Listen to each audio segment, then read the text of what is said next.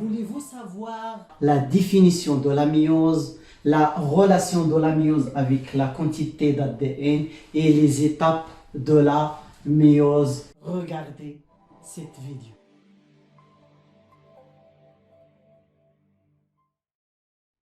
Ravi de vous retrouver encore une fois sur chaîne SVT sur Tableau Noir. Je vous conseille de voir la vidéo concernant la mitose, car si vous maîtrisez bien la mitose, il vous facilite la compréhension de la méiose. La mitose, c'est une division qui concerne les cellules corporelles, ce qu'on appelle les cellules somatiques. Il permet à partir d'une cellule d'obtenir deux cellules et les deux cellules sont génétiquement identiques à la cellule initiale. Maintenant, la méiose. Le lieu où se déroule la méiose, c'est au niveau des organes sexuels qu'on appelle les gonades. Par exemple, chez l'espèce humaine, au niveau des testicules chez l'homme et au niveau des ovaires chez les femmes. On prend maintenant l'exemple des testicules. Donc, au niveau des testicules, il y a des tubes, ce qu'on appelle les tubes séminifères. Et à l'intérieur des tubes séminifères, il y a des cellules. Les cellules en division. Des cellules en division. La cellule initiale s'appelle spermatogonie. Et le résultat de ce phénomène, elle permet d'obtenir des cellules qu'on appelle les spermatozoïdes ou bien les gamètes mâles. Maintenant, si on fait une comparaison entre le karyotype d'une spermatogonie et le karyotype d'un spermatozoïde, voilà le karyotype ici. Nous avons vu déjà la notion du karyotype. Regardez ici le karyotype d'une spermatogonie et le karyotype d'une spermatozoïde. Donc, on remarque qu'il y a une différence de nombre de chromosomes. Ici, nous avons 46 chromosomes. Et les 46 chromosomes sont répartis en paires.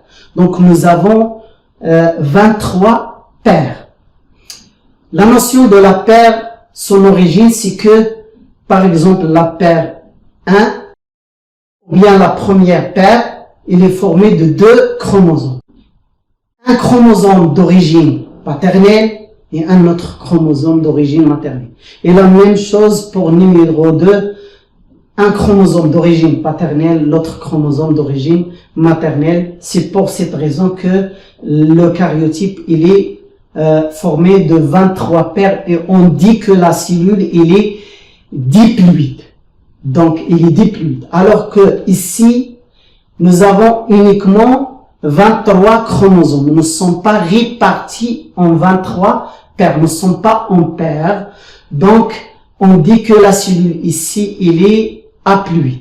Donc, la première des choses à conclure en ce qui concerne la méiose, c'est qu'il permet le passage d'une cellule diploïde à une cellule haploïde.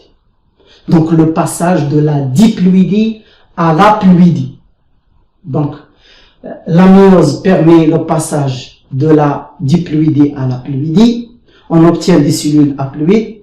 Et après l'union entre le gamète mâle et femelle, on rétablit encore une fois la diploïdie. Donc, la restitution de la diploïdie. Donc, ces deux phénomènes qui sont la méiose et la fécondation, ils assurent la stabilité du karyotype. Donc, avant de voir comment on passe d'une cellule diploïde à des cellules haploïdes, on fait une corrélation, une liaison entre la quantité d'ADN et les chromosomes.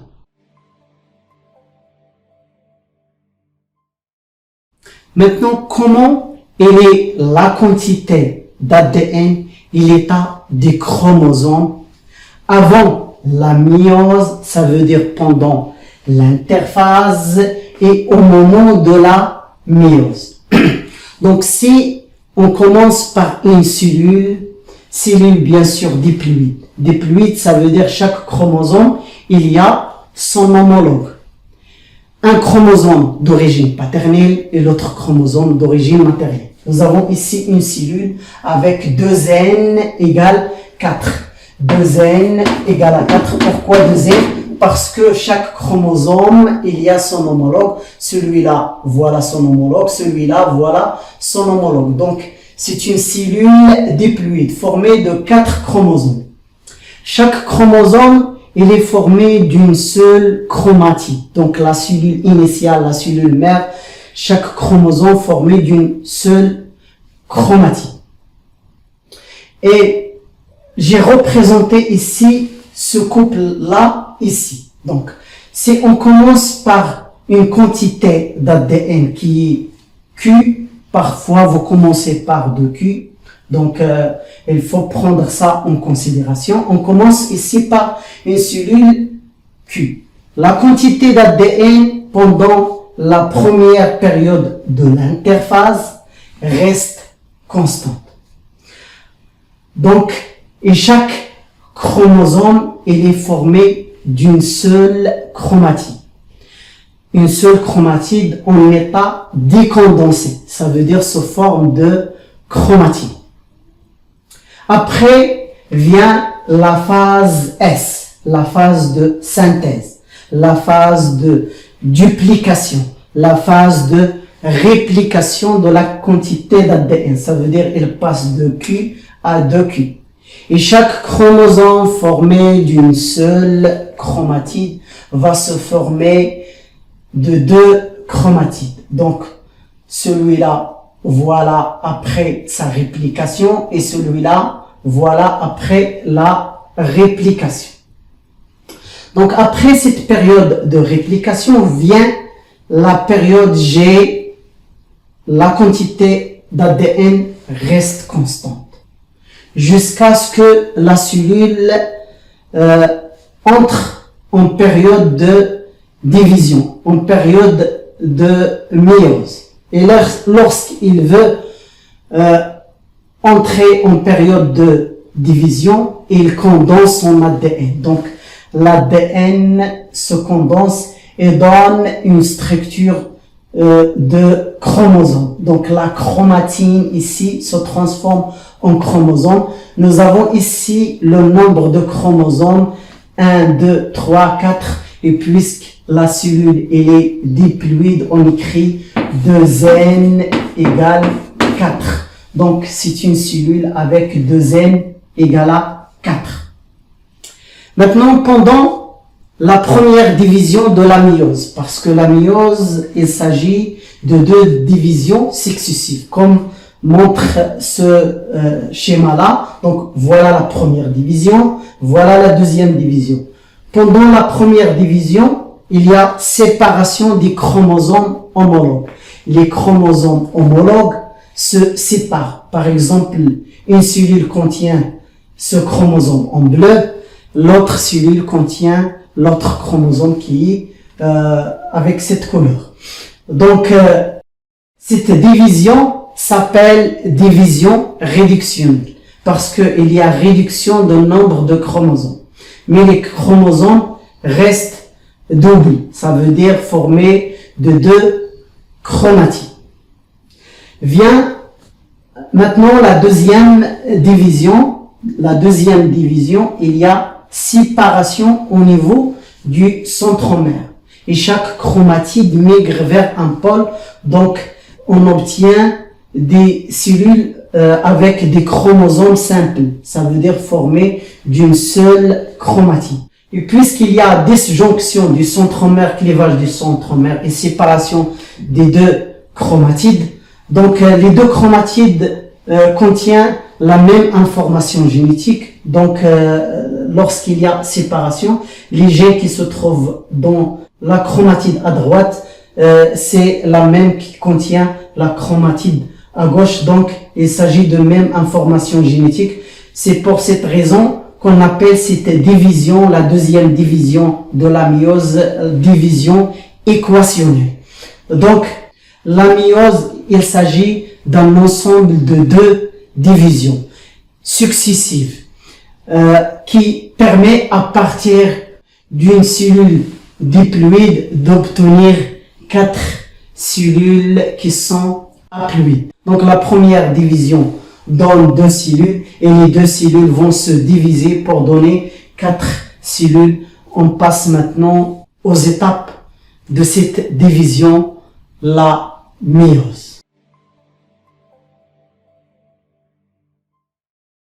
Maintenant, les étapes de la méiose. La méiose, c'est un ensemble de 2 divisions successives. La première division notée grand 1, la deuxième division notée grand 2. Donc, toutes les étapes de la première division, elles portent un grand 1 et la deuxième division porte grand 2. La première division, nommée aussi réductionnelle. Je vais vous expliquer pourquoi nommée réductionnelle.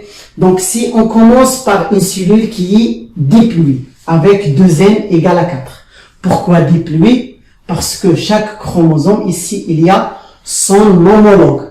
Donc, celui-là, voilà son homologue, celui-là, voilà son homologue. Et les homologues sont d'origine différente. Si celui-là d'origine paternelle, l'autre d'origine maternelle, celui-là d'origine paternelle, l'autre d'origine maternelle. Donc, c'est une cellule diploïde avec le nombre de chromosomes 4. 1, 2, 3, 4. Donc, à la fin de cette division, on termine par 2 cellules avec n égale à 2. Pourquoi n? Parce que celui-là, il n'y a pas son homologue, et ce chromosome, il n'y a pas son homologue. La même chose ici, donc le nombre de chromosomes dans cette cellule, c'est 2, et la cellule, elle est haploïde. Donc, on dit que cette division, elle est réductionnelle parce qu'elle réduit le nombre de chromosomes. On passe de 2n égale 4, 2 cellules avec n égale à 2. Maintenant, la deuxième division, nommée équationnelle. Pourquoi équationnelle? Donc, les cellules avec n égale à 2, nous avons ici n égale 2, ici n égale à 2. Donc, la cellule formée de deux chromosomes. Les chromosomes sont bichromatidiens. Qu'est-ce que ça veut dire bichromatidien? Ça veut dire formé de 2 chromatides. Donc, le résultat de cette deuxième division, on obtient des cellules avec n égale à 2. Le nombre de chromosomes ici, 1, 2. Donc, on compte le nombre de chromosomes. La cellule, il est haploïde, on écrit n. Donc, ici, nous avons aussi n égale à 2, n égale à 2, n égale à 2. On obtient 4 cellules avec n égale 2 et on commence par 2 cellules avec n égale 2.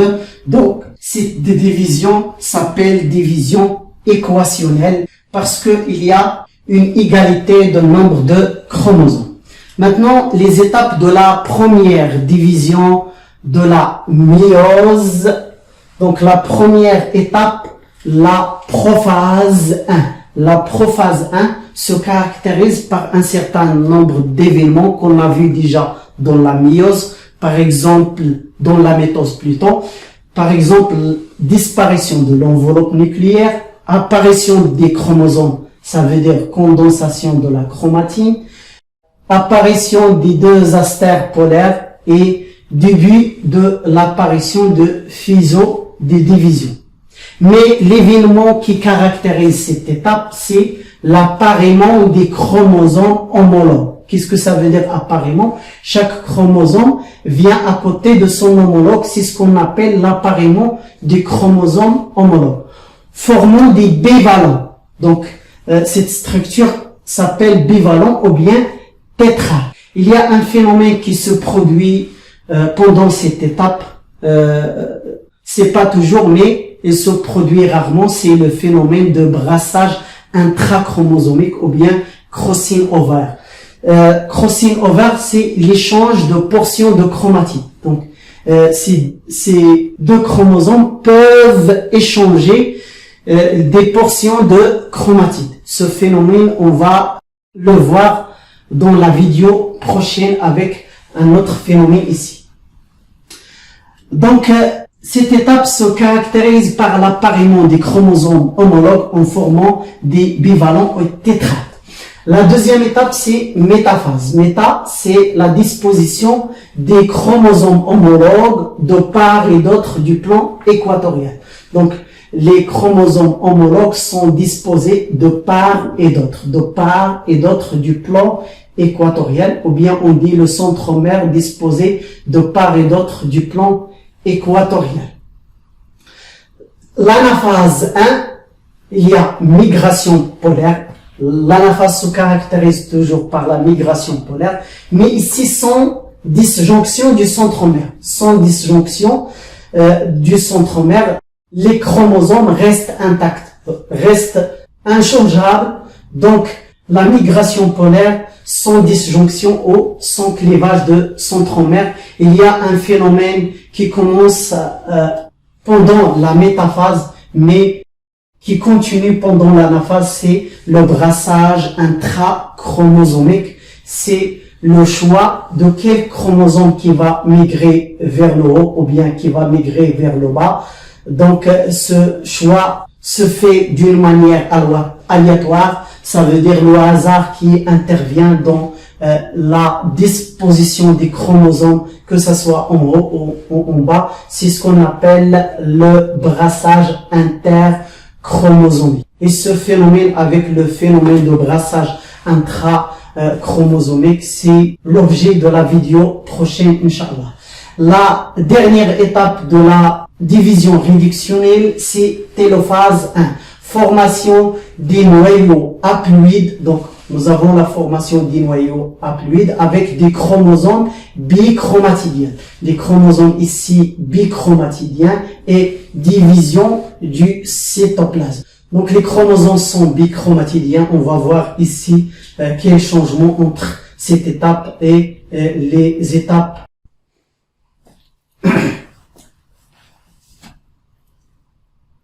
Maintenant, la division équationnelle, il commence immédiatement après la dernière phase de la méiose 1.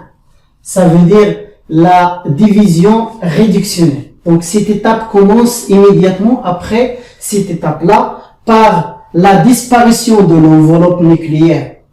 S'il est formé, parce que parfois, il n'y a pas la formation d'un vrai noyau, mais les chromosomes sont condensés sans la formation de l'enveloppe nucléaire. S'il est formé, il disparaît dans la prophase 2. Aussi, il y a la formation de fuseaux de division. Le fuseau de division, il se forme parce que la fuseau de division, c'est elle qui permet le tirement des chromatides dans l'étape de la métaphase 2. Donc la métaphase 2 se caractérise par l'alignement de tous les chromosomes sur le plan équatorial. Donc on dit aussi l'alignement des centromères sur le plan équatorial de la cellule. À la différence de cette étape-là, ici, les chromosomes sont disposés de part et d'autre du plan équatorial. Ici, l'alignement de tous les chromosomes sur le plan équatorial de la cellule. L'anaphase 2 se caractérise par la migration polaire comme l'anaphase 1, mais avec clivage du centromère, avec disjonction du centromère. Le centromère se divise et la formation des chromatides ou bien les chromosomes fils. Et chaque chromatide, il migre vers le pôle le plus proche. C'est ce qu'on appelle la migration polaire, avec bien sûr la disjonction au clivage du centromère. La dernière étape, c'est l'étape de télophase 2. Donc, télophase 2 se caractérise par la formation des noyaux haploïdes, aussi des noyaux haploïdes. Mais la différence ici, que les chromosomes sont monochromatidiens, sans division du cytoplasme. Donc, les chromosomes ici sont monochromatidiens, alors que ici, les chromosomes sont bichromatidiens. Donc, la méiose, c'est un ensemble de deux divisions. La première division réductionnelle, la deuxième division équationnelle qui permet, ça veut dire la méiose, elle permet de produire 4 cellules haploïdes à partir d'une cellule diploïde. Cette division, elle concerne les cellules qui donnent les gamètes, car les gamètes sont seules les cellules haploïdes. Donc, la gamétogenèse, la formation de gamètes, c'est un phénomène qui permet le passage de la diploïdie à l'haploïdie, et la fécondation. Après cette étape-là vient l'étape de la fécondation, s'il y a fécondation entre le gamète mâle haploïde avec le gamète femelle haploïde pour obtenir des cellules œufs diploïdes. Donc, ces deux phénomènes assurent la stabilité du karyotype, ça veut dire le nombre de chromosomes.